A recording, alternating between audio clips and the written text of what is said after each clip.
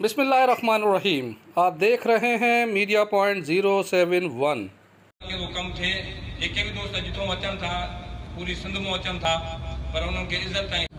Peoples staff union की एक तारीख है और ये इस वक्त तीसरे दर्जे की क़यादत आपसे मुखातिब है।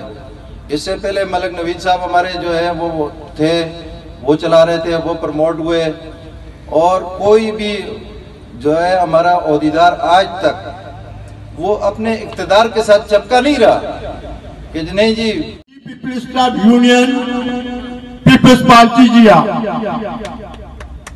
ही यूनियन हुआ है जे पंहिंजे वर्करनि लाइ छा छा कशाला काटिया। इहा ॻाल्हि कंहिंखां लिकी छुपी न आहे, इहा ॻाल्हि कंहिंखां लिकी छुपी न आहे। त पीपल्स स्टाफ यूनियन कराची जो शहर हेड ऑफिस जेको NPM जो मर्कज़ उनमें पीपल्स पार्टी पंहिंजो झंडो लॻाए ऐं उन्हनि खे ॾेखारियो त हीअ असांजी पीपल्स पार्टी शहीदनि जी पार्टी आहे। कुदरत मुझे अल्लाह जी को असा के खबर न हुई, एकड़ी मोकल दी वही जे करे ता एतरो कीमती उन को बावजूद भी एतरो कीमती टाइम कढी करे असा के टाइम दिनो आ ऐं ता जो मा निहायत एहसान मंदा इने को वधिक मा कुछ न चवंदो ता दा लख एहसान। जेकरे असा जी यूनियन इनन कमन सा रुधल न हुजे हा ऐं उन्हनि जिया जेके पोया 20 साल 22 साल गुजारे विया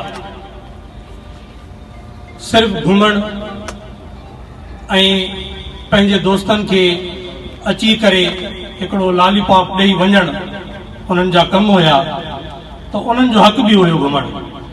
असांजी यूनियन जो असांजी CBA जो वध को वध इहो रहियो त असां जेतिरा भी कम थी सघनि वे ही हेड ऑफिस में असां सक्कर असां हैदराबाद कोटड़ी कराची जे दोस्तन जा कम कार जेके फोनन ते बाय हैंड अचन था उन्हनि में असांजा दोस्त जंहिंमें मोस्ट सीनियर असांजा दोस्त ऐं सदर साहब खुद उनमें जेको आहे सो इन्वॉल्वमेंट करे ऐं उहे कम हथनि सां उतो कढाइनि था। इन करे असांजो अचण वञण असांजा इहे फेरा घटि आहिनि पर असांखे सभ खां वधीक पंहिंजे कमनि ते अवलियत ॾियणी